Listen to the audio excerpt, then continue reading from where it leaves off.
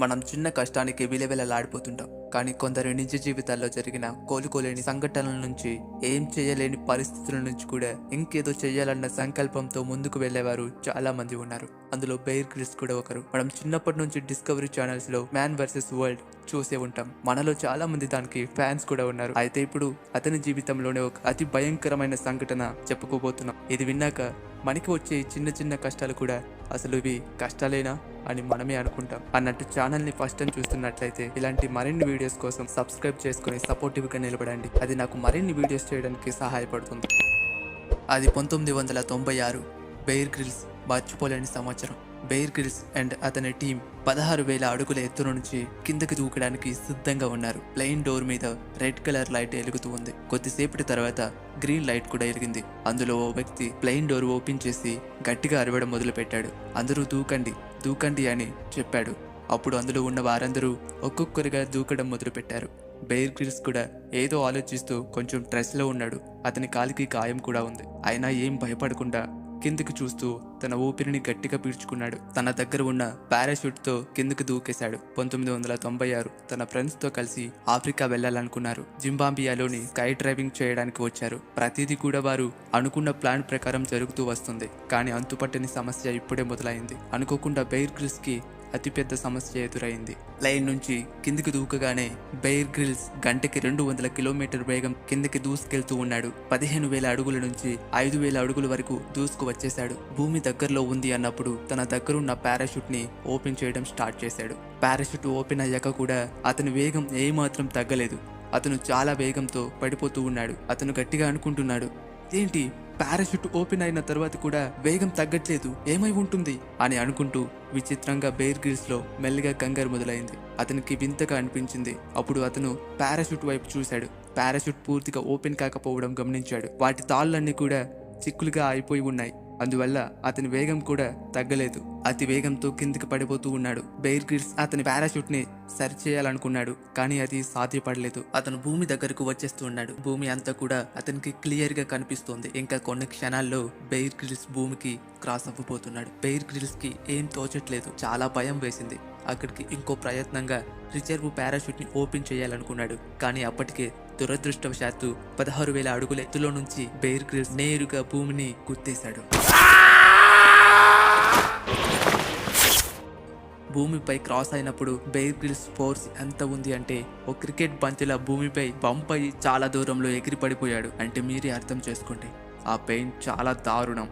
Bayer grills భూమి మీద పడినప్పుడు అతని చుట్టూ ఉన్న దుమ్ము బాంబు పేలినట్టు పొగలా పైకి లేచింది. అతను సరిగ్గా తన వీపు వైపు నుంచి భూమికి అతుక్కున్న విధంగా పడ్డాడు. ఆ వేగం ప్రెజర్ అంతా కూడా అతని వీపు పైన పడింది. ఆ క్రాసింగ్ ఎంత వేగంగా జరిగింది అంటే అతని వీపులో ఉన్న వెన్నెముకలో టవర్ పైన రాయి దిగినట్టు అనిపించిందంట. బెయిర్ గ్రిల్స్ లేవడానికి కూడా ప్రయత్నించాడు. కానీ ఆ నొప్పి ఎంత తీవ్రంగా ఉంది అంటే కనీసం అతను భూమిపై నిలవలేనంతగా ఉన్నాడు. పాపం బెయిర్ గ్రిల్స్ పడిపోయి ఆ నొప్పితో అరుస్తూ ఏడుస్తున్నాడు. చుట్టుప్రక్కలంతా ఎవరు లేని నిర్మానుష్యమైన ప్రదేశం, ఎడారి ఇసుక తప్ప ఇంకేం కనిపించట్లేదు. ఒంటరిగా ఆ నొప్పితో విలవిలలాడిపోతున్నాడు. కొంతసేపు అయ్యాక బెయిర్ గ్రిల్స్ యొక్క స్నేహ బృందం అక్కడికి వచ్చారు. అతన్ని ఓ కారులో ఎక్కించి దగ్గరలో ఉన్న హాస్పిటల్కి తీసుకువెళ్లారు. బెయిర్ గ్రిల్స్ ఆ నొప్పిని భరించలేకపోవడంతో చాలా సార్లు స్పృహ కోల్పోయాడు. హాస్పిటల్లో ఆ నొప్పిని తగ్గించడం కోసం ఓ ఇంజెక్షన్ ఇచ్చారు. మెల్లగా నొప్పి తగ్గడం జరిగింది. బెయిర్ గ్రిల్స్ కి స్పృహ వచ్చేసరికి అతను ఎయిర్పోర్ట్ రన్వే మీద ఉన్నాడు. అతన్ని తన దేశమైన యూకేకి పంపిస్తూ ఉన్నారు. అయితే బెయిర్ తనలో తాను కుమిలిపోతూ ఉన్నాడు. తనని తాను ప్రశ్నించుకుంటూ బాధపడుతూ ఉన్నాడు. అరే, చూసుకోకుండా ఎంత పెద్ద పొరపాటు చేసావు బెయిర్ గ్రిల్స్ అని తిట్టుకుంటూ ఉన్నాడు. తన దేశమైన యూకేలో అతనిని ఓ హాస్పిటల్లో చేర్పించి ఎక్స్రే తీశారు. డాక్టర్ తన దగ్గరికి వచ్చి, నీ ఎన్నెముకలో అతి ముఖ్యమైన T8, T10 మరియు T12 అనే ఎముకలు పూర్తిగా పాడై విరిగిపోయాయి అని చెప్పాడు. అయితే బెయిర్ గ్రిల్స్, డాక్టర్ నేను క్యూర్ అవుతానా, మళ్ళీ సాధారణంగా నడవగలుగుతానా అని అడిగాడు. అప్పుడు డాక్టర్ ఏం చెప్పలేదు, సైలెంట్ గా ఉన్నాడు. చూడు బెయిర్, ప్రెసెంట్ ఇప్పుడేం చెప్పలేం. నీకు సర్జరీ చేయడం కూడా ఇప్పుడు సాధ్యం కాదు. నువ్వు కొంచెం కోలుకున్నాక అంతా చూద్దాం అని అన్నాడు. బెయిర్ నిజంగా పక్షపాతం నుంచి జస్ట్ తప్పిపోయాడు. బెయిర్ వెన్నెముకకు సహాయంగా తన వీపుకు ఒక మెటల్ బ్రేస్ ని అమర్చారు. పాపం బెయిర్ కి ఆ నొప్పి ఎంత తీవ్రంగా ఉంది అంటే కొంచెం కూడా కదలడం ఒక డేర్లా మారిపోయింది. వైద్యం అంది 60 రోజులు పైనే అయినా అలా బెడ్ పైన బ్రతుకున్న శవంలో ఉండిపోయాడు. బెయిర్ గ్రిల్స్ కి అస్తమానం తనకు జరిగిన ఇన్సిడెంటే గుర్తుకు వచ్చేది. తనని తాను ఎంతగానో తిట్టుకునేవాడు కూడా. భయపడే బదులు పారాషూట్ ని సరిగ్గా ల్యాండ్ చేసి ఉండవచ్చు, లేకుంటే రిజర్వ్ పారాషూట్ ని టైం తీసి ఉండవచ్చు అనుకుని తనని తాను చాలా సార్లు తిట్టుకునేవాడు. ఆ సంఘటన అయిన 90 రోజుల తర్వాత బెయిర్ హాస్పిటల్ నుంచి కోలుకొని తన ఇంటికి తిరిగి వచ్చాడు. కానీ ఇప్పటికీ కూడా బెయిర్ సిచ్యువేషన్ అలాగే ఉంది. లేవలేని పరిస్థితి. తను బెడ్ మీద ఉండి పదే పదే అదే ఆలోచనలతో ఉండేవాడు. నేను తిరిగి మిలిటరీలో చేరగలనా, కనీసం ఇంతకు ముందులా నడవగలనా అని బాధపడుతూ ఉండేవాడు.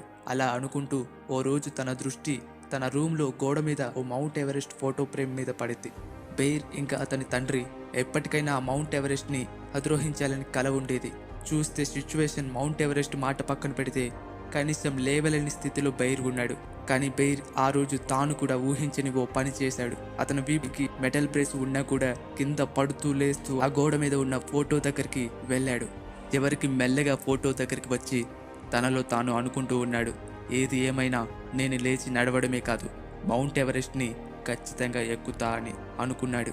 కానీ ఆ పని చేయటం అతనున్న పరిస్థితికి అస్సలు సాధ్యపడదని చెప్పవచ్చు. అప్పటికే బ్రిటిష్ ఆర్మీ మౌంట్ ఎవరెస్ట్ పైకి చాలా మిషన్స్ని పంపింది. కానీ అందులో కేవలం ఒకే ఒక్క మిషన్ మాత్రమే సక్సెస్ అయ్యింది. ఆ సక్సెస్ అయిన వారు కూడా మరణపు అంచుల వరకు వెళ్ళి బయటపడ్డారు. ఆ మిషన్లో చాలా మంది తమ కాళ్ళను మరియు చేతులను పోగొట్టుకున్నారు. చాలా గాయాల పాలు కూడా అయ్యారు. ఇవన్నీ బెయిర్ గ్రిల్స్కి తెలుసు. అయినా కూడా బెయిర్ తన నాన్న కలని తీర్చడం కోసం ఎలా అయినా మౌంట్ ఎవరెస్ట్ని ఎక్కి తీరాలి అనుకున్నాడు. యాక్సిడెంట్ అయిన సుమారు 8 నెలల తర్వాత బెయిర్ కోలుకున్నాడు. కానీ అప్పుడే బెయిర్కు తను ఊహించని పరిణామం జరిగింది. రికవర్ అయ్యాక తాను ఆర్మీ రీజాయినింగ్కి వెళ్ళాడు. అప్పుడు అక్కడున్న డాక్టర్ ఇలా అన్నారు, బెయిర్, నువ్వు ఇకపై స్కై డ్రైవింగ్ చేయలేవు. నీ వీప్పై ఎలాంటి బరువులు మోసినా కూడా తిరిగి నీ వెన్నెముక మళ్ళీ దెబ్బతినే అవకాశం ఉంటుంది అని చెప్పడంతో బెయిర్కి అంతా అర్థమైపోయింది. తాను ఇక ఆర్మీకి పనికి రానని అర్థం చేసుకున్నాడు. అప్పుడు బెయిర్ గ్రిల్స్ ఆర్మీ రిజ్యూమెంట్ యొక్క సిబ్బంది దగ్గరకు వెళ్ళి, సార్, నేను ఆర్మీలో ఉండటం అర్థం లేదు. ఈ గాయం కారణంగా ఆర్మీలో ఉండటం సరైనది కాదు. నేను రిజైన్ చేయడమే మంచి నిర్ణయం అని చెప్పాడు. బెయిర్ గ్రిల్స్ తన జాబ్ని అయితే రిజైన్ చేశాడు. కానీ అతని దగ్గర ఇప్పుడు ఎలాంటి ఇన్కమ్ సోర్స్ కానీ అలాగే జాబ్ లేదు. ఎవరెస్ట్ మౌంటైన్ని ఎక్కడానికి సరిపడా డబ్బు కూడా లేదు. బెయిర్ గ్రిల్స్ కి ఈ మౌంట్ ఎవరెస్ట్ ఎక్కడం అనేది బ్రతికితే ఆశలు, పోతే ప్రాణాలు అన్న విధంగా మారిపోయింది. ఇప్పుడు బెయిర్ కి 2 దారులు కనిపిస్తూ ఉన్నాయి. మౌంట్ ఎవరెస్ట్ ఎక్కి బ్రిటిష్ యంగెస్ట్ పర్సన్ గా రికార్డ్ ని సాధించడంతో పాటు అతనికి స్పాన్సర్స్, ఓ మంచి జాబ్ కూడా దక్కుతుంది. రెండోది ఏంటంటే, మౌంట్ ఎవరెస్ట్ ట్రిప్ లో గనుక ఫెయిల్ అయితే ఆ భయంకరమైన మంచులో చావడమైనా, లేదా ఒక క్వాలిఫికేషన్ లేక, జాబ్ లేక, ఒక గుర్తింపు లేక ఓటమితో ఫెయిల్యూర్గా బ్రతకాల్సి ఉంటుంది. అదే సమయంలో బెయిర్ యొక్క ఆర్మీ స్నేహితులు మౌంట్ ఎవరెస్ట్ ఎక్కుతాననే సమాచారం తెలిసింది. బెయిర్ కూడా నెమ్మదిగా టీంలో జాయిన్ అయ్యాడు. ఇప్పటికీ కూడా అతని ముందు అతి పెద్ద సమస్య ఉంది. ఎవరెస్ట్ ఎక్కాలంటే దాదాపు 50 నుంచి 60 లక్షల ఖర్చు అవుతుంది. అంత డబ్బు తన దగ్గర లేదు. తను ఆలోచించి ఓ నెల సమయం పాటు స్పాన్సర్స్ కోసం చాలా లెటర్స్ రాశారు. ఒక్కరు కూడా ముందుకు రాలేదు. అప్పటికి బెయిర్ గ్రిల్స్ ఆగిపోలేదు. ఒకటి తర్వాత ఒకటిగా సుమారు 23 లెటర్స్ వర్జిన్ గ్రూప్ లీడర్ అయిన రిచర్డ్ బ్రౌన్ కి రాశాడు.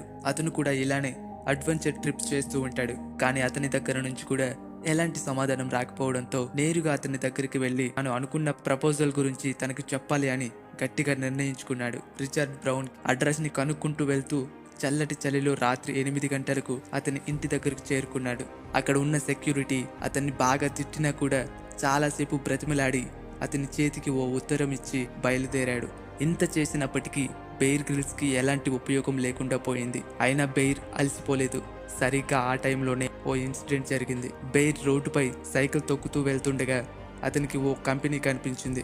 ఆ కంపెనీ పేరు Davis land down and Everest. ఇక బెయిర్ గ్రిల్స్ ఏం ఆలోచించకుండా సైకిల్ ని పక్కన పడేసి ఆ కంపెనీ లోపలికి వెళ్ళాడు. అక్కడ కూడా సెక్యూరిటీతో మాట్లాడి, నేను కేవలం 2 నిమిషాలు మీ సీఈఓతో మాట్లాడాలి అని ఎంతగానో అడిగాడు. చివరికి చాలా సమయం తర్వాత ఆ సెక్యూరిటీ ఆ సీఈఓ దగ్గరికి తీసుకువెళ్ళింది. వెళ్ళాక లోపల ఆఫీస్లో ఉన్న ఇద్దరు బెయిర్ చెప్పిన ప్రపోజల్ జాగ్రత్తగా విని ఆశ్చర్యపోతూ బెయిర్ యొక్క ప్యాషన్ చూసి స్పాన్సర్షిప్ ని యాక్సెప్ట్ చేశారు. కొన్ని వందల ప్రయత్నాలు మరియు లెటర్లు వల్ల కానిది చివరిగా ఒక ప్రయత్నం బెయిర్ ని ఎవరెస్ట్ ఎక్కేందుకు సిద్ధం చేశాయి. ఇప్పటికీ తన సమస్య తీరిపోలేదు. అతని ముందు చాలా ఇబ్బందులు ఉన్నాయి. 1996లోనే బ్యాడ్ వెదర్ కారణంగా మౌంట్ ఎవరెస్ట్ ఎక్కడానికి వెళ్లిన 8 మంది తమ ప్రాణాల్ని కోల్పోయారు. ఈ స్థితి మౌంట్ ఎవరెస్ట్ హిస్టరీలోనే అతిపెద్ద ఘటనగా మారింది. అయినా బెయిర్ గ్రిల్స్ అతని టీం కొన్ని వారాల పాటు మౌంట్ ఎవరెస్ట్ ఎక్కేందుకు చాలా ట్రైనింగ్ తీసుకున్నారు. బెయిర్ యాక్సిడెంట్ జరిగిన 18 నెలల తర్వాత మార్చి 1998లో బెయిర్ గ్రిల్స్ అతని టీంతో కలిసి మౌంట్ ఎవరెస్ట్ యొక్క బేస్ క్యాంప్ లో ఉన్నారు. వాళ్ళ ముందు కొన్ని వేల ఎత్తైన పర్వతాలు ఉన్నాయి. అయితే 1998లో మౌంట్ ఎవరెస్ట్ యొక్క డెత్ రేషియో 6:1 గా ఉండేది. అంటే ఎక్కే 6గురిలో ఒకరు చనిపోయేవారు. వాళ్ళు ఎవరెస్ట్ దగ్గరకు వెళ్ళగానే వాళ్ళ టీం వాళ్లకు సూచనలు ఇస్తూ ఉన్నారు. ఏం చెప్పారు అంటే, మనం ప్రతిరోజు ఎవరెస్ట్ మౌంటైన్ ని కొంత దూరం వెళ్ళి మళ్ళీ మనం బేస్కి వచ్చేయాలి. అప్పుడే మనం ఇక్కడ ఉన్న వాతావరణానికి అలవాటు పడతాం అని చెప్పారు. తర్వాత 1998 ఏప్రిల్ 7న బెయిర్ గ్రిల్స్ అతని టీంతో కలిసి, అంటే నీమా అండ్ మిక్తో కలిసి మౌంట్ ఎవరెస్ట్ ఎక్కడానికి స్టార్ట్ చేశారు. వాళ్ళు టార్గెట్ ఏంటంటే బేస్ క్యాంప్ నుంచి బేస్ 1కి వెళ్ళి మళ్ళీ తిరిగి రావడం. అలా పైకి వెళ్తుండగా వాళ్ళు ఎక్కేందుకు సెట్ చేసిన నిచ్చెన మరియు తాళ్లు పాడవడం గమనించారు. ఇప్పుడు వారు క్యాంప్ 1కి వెళ్ళడం కష్టంగా ఇంపాసిబుల్ అయింది. దాంతో వారు బేస్ క్యాంప్ కి వెళ్ళిపోవడమే మంచిదని అనుకున్నారు. వారు ఒక్కొక్కరిగా మెల్లగా దిగడం మొదలు పెట్టారు. కానీ కొన్ని గంటలు నడిచిన తరువాత బెయిర్ అలసిపోయాడు. వీలైనంత వేగంగా బేస్ కి వెళ్లి రెస్ట్ తీసుకోవాలి అనుకున్నాడు. కానీ సరిగ్గా ఆ సమయంలోనే ఎవరు ఊహించని ఓ సంఘటన ఎదురైంది. బెయిర్ అందరికంటే ముందు నడుస్తున్నాడు. వారిద్దరి టీమ్మేట్స్ కూడా వెనకాల వస్తూ ఉన్నారు. అతను నడుస్తున్న మంచు కింద ఏదో శబ్దం వస్తుంది. అది ఏంటా అని చూసినప్పుడు అతని కాళ్ళ కింద మంచు అంత బలంగా లేదు. అతను జాగ్రత్త పడబోయే సమయంలోనే అతని కాళ్ళ కింద మంచు పగులు వచ్చి బెయిర్ కింద ఉన్న ఓ పెద్ద లోయలోకి పడిపోయాడు. అయితే బెయిర్ 2 గోడల మధ్య ఇరుక్కుపోయాడు. అతనికి ఒక చిన్న తాడు టచ్ అయి ఉంది. దాని సహాయంతో ఆ లోయలు తాను పూర్తిగా జారిపోకుండా గట్టిగా పట్టుకున్నాడు. సన్నని తాడు ఎంతసేపు ఆపలేదు. ఉన్నది తక్కువ సమయం. అంతలో బెయిర్ కి దెబ్బ తగిలి అన్కాన్షియస్ లోకి వెళ్ళిపోయాడు. ఆ తర్వాత గట్టిగా అరిచి వారి టీం ని సహాయం అడిగాడు. నీమా, మిక్, త్వరగా నాకు సహాయం చేయండి, వీలైనంత గట్టిగా అరిచాడు. బెయిర్ కి ఆ లోయల నుంచి ఓ సన్నని లైట్ మాత్రమే కనిపిస్తుంది. అయితే బెయిర్ కి తెలుస్తోంది తన దగ్గర ఉన్నది చాలా తక్కువ సమయం, అంతలో ఆ తాడు తెగిపోతుంది అని. అప్పుడు అతను ప్రయత్నిస్తూ ఉన్నాడు అతని కాళ్ళని ఆ మంచు గోడల మధ్య దూరుస్తూ పై ఎక్కాలని. కానీ ఆ మంచు కారణంగా అతని కాళ్ళు జారుతూ ఉన్నాయి. త్రాడు ఏ సమయంలోనైనా తెగిపోతుంది. సరిగ్గా అదే సమయంలో పైనుంచి లాగుతున్నట్లు అనిపించింది. అది వాళ్ళ టీమ్మేట్స్. బెయిర్, మేము ఇక్కడే ఉన్నాం, భయపడకు, త్వరగా పైకి రావడానికి ప్రయత్నించు అని గట్టిగా అరుస్తూ పైకి లాగడానికి ప్రయత్నించారు. బెయిర్ కూడా తన శక్తిని అంతా కూడగట్టుకుని పైకి వెళ్లేందుకు ప్రయత్నిస్తూ ఉన్నాడు. చివరికి అతను పైకి చేరుకున్నాడు. ఇక పడుకుని తగ్గడం మొదలుపెట్టాడు. ఆ సమయంలో బెయిర్ వయస్సు 23 సంవత్సరాలు. అయితే తాను చావు అంచుల నుంచి బయటపడడం అది 2వసారి. 2 గంటల తర్వాత అతన్ని బేస్ క్యాంప్ కి తీసుకువచ్చారు. బెయిర్ తన శక్తినంతా కోల్పోయాడు మరియు తనలో ఉన్న కాన్ఫిడెన్స్ కూడా తగ్గిపోతూ ఉంది. అతని మోచేయి బంతిలా వాచిపోయి ఒంటి నిండా గాయాలు కూడా అయిపోయి ఉన్నాయి. డాక్టర్ అతనికి కొన్ని రోజుల పాటు రెస్ట్ తీసుకోవడం మంచిదని చెప్పారు. బెయిర్ భయపడ్డాడు. ఇక నా వల్ల అవుతుందా? తనలో ఉన్న ఆత్మవిశ్వాసాన్ని కోల్పోతున్న సమయం అది. కానీ బెయిర్ అనుకున్నాడు, గొప్పగా సాధించే ముందు చాలా ఆటంకాలు, ఇబ్బందులు ఎదురవుతూ ఉంటాయి. కాబట్టి నేను ఎటువంటి సమస్యలనైనా ఎదుర్కొని ముందుకు వెళ్తాను, గివప్ చేయను అని తనలో తాను ధైర్యాన్ని నింపుకున్నాడు. కొన్ని రోజుల విశ్రాంతితో మళ్ళీ ఎవరెస్ట్ ఎక్కడం మొదలుపెట్టి అతను ముందుగా క్యాంప్ 1కి చేరుకున్నాడు. కొన్ని రోజుల తర్వాత బేస్ 2కి చేరుకున్నారు. అలా బేస్ 3కి కూడా చేరుకుని అతను ఎవరెస్ట్ నంతా కూడా అర్థం చేసుకుని అలవాటు చేసుకున్నాడు. ఇప్పుడు బెయిర్ ఎవరెస్ట్ చివరంచులకి వెళ్లేందుకు సిద్ధంగా ఉన్నాడు. అయితే అదే సమయంలో మళ్ళీ సమస్య మొదలైంది. ఒకటి కాదు, 2 సమస్యలు. ఎవరెస్ట్ చివరికి వెళ్లే 2 రోజుల ముందు అతని ఆరోగ్యం క్షీణించింది. వాంతులు చేసుకోవడం మొదలైంది. తలనొప్పి తీవ్రంగా వస్తుంది. అప్పుడు డాక్టర్ మళ్ళీ అతన్ని చూసి, బెయిర్, నీకు చాలా సీరియస్ చెస్ట్ ఇన్ఫెక్షన్ అయ్యింది. నువ్వు మళ్ళీ కొన్ని రోజులు రెస్ట్ తీసుకోవాలి. ఈ సమయంలో మౌంట్ ఎవరెస్ట్ ని నువ్వు ఎక్కడం అసాధ్యం అని చెప్పారు. అప్పటికే బెయిర్ గ్రిల్స్ కి అసలు సమయం లేదు. ఎవరెస్ట్ ఎక్కడానికి కొన్ని రోజులు మాత్రమే మిగిలిన్నాయి. ఎంత అనుకున్న బెయిర్ ఇప్పుడు ఎవరెస్ట్ ని ఎక్కలేడు. అయితే కొన్ని రోజుల తర్వాత బెయిర్ కి సాడ్ న్యూస్ ఎదురైంది. అది ఏంటి అంటే, ఇంకొన్ని రోజుల్లో మౌంట్ ఎవరెస్ట్ పైన భయంకరమైన తుఫాను రాబోతుంది అని. అలా అయితే ఎవరెస్ట్ ఎక్కడం అసాధ్యమవుతుంది. అప్పటికి బెయిర్ అనారోగ్యంతో ఉన్నాడు. అప్పుడు బెయిర్ ఆ రాత్రి దేవుణ్ణి ప్రార్థించడం మొదలుపెట్టాడు. కొన్ని గంటల పాటు ఆ రాత్రి మొత్తం ప్రేయర్లోనే ఉన్నాడు. తుఫాన్ ఎవరెస్ట్ ని ముంచేస్తోంది. ఆ తర్వాత రోజు బెయిర్ గ్రిల్స్ ఆ పర్వతాన్ని చూస్తూ ఉండిపోయాడు. అప్పుడు ఓ వ్యక్తి తన దగ్గరికి వచ్చి, బెయిర్, నీ అదృష్టం బాగుంది. తుఫాన్ చివరి క్షణాల్లో తన దిశను మార్చుకుని వేరే దిశకు వెళ్ళిపోతుంది. మన దగ్గర కేవలం 2 రోజులు మాత్రమే మిగిలి ఉన్నాయి. నువ్వు సిద్ధంగా ఉన్నావా? ఇదే మనకు చివరి అవకాశం అంటూ అన్నాడు. అవును, నేను పూర్తిగా సిద్ధంగా ఉన్నాను. నేను ఇది అస్సలు నమ్మలేకపోతున్నాను. నా ప్రార్థన దేవుడు ఆలకించాడు అని బెయిర్ తర్వాత రోజు 10 గంటలకు నిద్ర లేచాడు. ఇక తన ఆఖరి ప్రయత్నంగా ఎవరెస్ట్ ఎక్కే మిషన్ మొదలు పెట్టాడు. కానీ తన అనారోగ్యం వల్ల బెయిర్ నీరసంగా ఉన్నాడు. అయినా వాతావరణం అనుకూలించడంతో ఎక్కడం మొదలుపెట్టాడు. తాను కేవలం 5 గంటల సమయంలోనే బేస్ క్యాంప్ 3కి చేరుకున్నాడు. తనలో తాను చాలా గట్టిగా అనుకుంటూ ఉన్నాడు, బెయిర్, ఈసారి నువ్వు ఏ తప్పు చేయకు, ఓపిక్గా ఉండు. ఈసారి ఎలా అయినా చివరికి ఎక్కి తీరాలి. మరో అవకాశం మరియు సమయం రెండూ లేవు. ముందుకు నడుస్తూనే ఉండు అనుకుంటూ మోటివేట్ చేసుకుంటూ ఉన్నాడు. బెయిర్ అలా 26,000 అడుగుల ఎత్తుకి చేరుకున్నాడు. ఇప్పుడు బెయిర్ చేరుకున్న ప్రదేశాన్ని ఎవరెస్ట్ యొక్క డెత్ జోన్ అని పిలుస్తారు.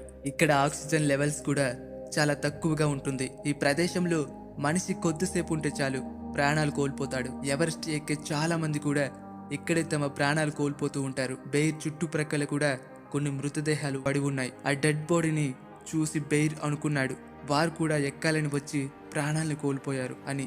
బెయిర్లో కూడా భయం పుట్టుకొచ్చింది. తన ఆలోచన అంతా కూడా ఆ డెత్ జోన్ దగ్గరే ఆగిపోయింది. తర్వాత 24 గంటల్లో భయంకరమైన తన జీవితంలోనూ కూడా చేయని రిస్క్ చేయబోతున్నాడు. ఇక ఎవరెస్ట్ ఎక్కేందుకు బెయిర్ అండ్ తన టీం రాత్రి పడే వరకు ఎదురు చూశారు. శిఖరాన్ని చేరుకోవడానికి ఎక్కడం మొదలు పెట్టారు. బెయిర్ అయితే చాలా అలసిపోయాడు. ఆక్సిజన్ తక్కువగా ఉండటం చాలా దారుణంగా ఉంది పరిస్థితి. ఎన్నో గంటల సమయం తర్వాత వారు శిఖరాన్ని చేరుకోవడానికి 400 అడుగు ఎత్తులో దగ్గరలో ఉన్నారు. ఇప్పటి వరకు కేవలం 30 మంది బ్రిటిషర్స్ మాత్రమే ఎవరెస్ట్ శిఖరాన్ని ఎక్కగలిగారు. అయితే బెయిర్ తన మొదటి ప్రమాదం నుంచి కోలుకొని తనని తాను మోటివేట్ చేసుకుని 18 నెలల సమయం తర్వాత ఎవరెస్ట్ చివరి అంచుకి చేరుకున్నాడు. కేవలం 23 సంవత్సరాలు కలిగిన బెయిర్ గ్రిల్స్ ఆ కాలంలో ఎవరెస్ట్ ఎక్కిన యంగెస్ట్ బ్రిటిష్ వ్యక్తిగా రికార్డు సాధించాడు. బెయిర్ ఆ సాహసం తరువాత తాను మంచి గుర్తింపును సంపాదించాడు. చాలా మంది అతన్ని మోటివేట్ స్పీకర్ గా ఇన్వైట్ చేశారు. అలా కొంతకాలానికి బెయిర్ కి డిస్కవరీ ఛానల్ నుంచి ఇన్విటేషన్ వచ్చింది. అది బెయిర్ జీవితానికి ఒక కొత్త ఆవిష్కరణాన్ని తెచ్చింది. సో బెయిర్ ఆ రోజు ఆ యాక్సిడెంట్ జరగకపోయుంటే తన దృష్టి ఆ ఫోటో మీద పడేది కాదు. అండ్ ఎవరెస్ట్ ఎక్కాలన్న ఆలోచన వచ్చేది కాదు. తన నాన్న కలను నెరవేర్చి తన బామ్మ చిన్నప్పుడు చాలా సార్లు ఈ మాట చెప్తూ ఉండేది అంట, జీవితంలో ఎన్నో సంఘటనలు ఎదురవుతూ ఉంటాయి, అవి మన మంచికే అనుకొని ముందుకు సాగిపోవాలి అని. అవి గుర్తుపెట్టుకున్న బెయిర్ ఈరోజు తన వెన్నెముక విరిగిన ఎవరెస్ట్ని ఎక్కి చాలా మందికి ఇన్స్పిరేషన్గా నిలిచే స్ఫూర్తిని నింపాడు. మనం కూడా మన జీవితాల్లో ఏదో జరిగిందని అక్కడే ఆగిపోకూడదు. ఎదుర్కొని ముందుకు వెళ్లే కొద్దీ మనలో కూడా సాధించే సామర్థ్యం బయటపడుతుంది.